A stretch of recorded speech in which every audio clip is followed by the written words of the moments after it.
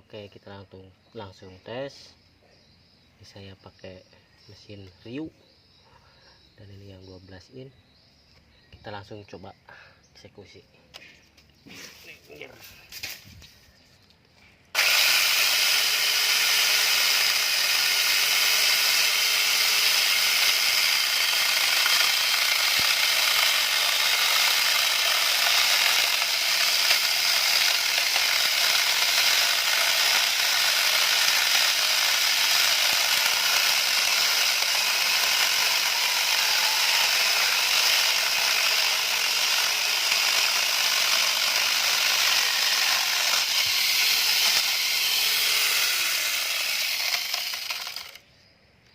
Nggak butuh waktu lama buat eksekusi kayu segede ini guys, jos pokoknya.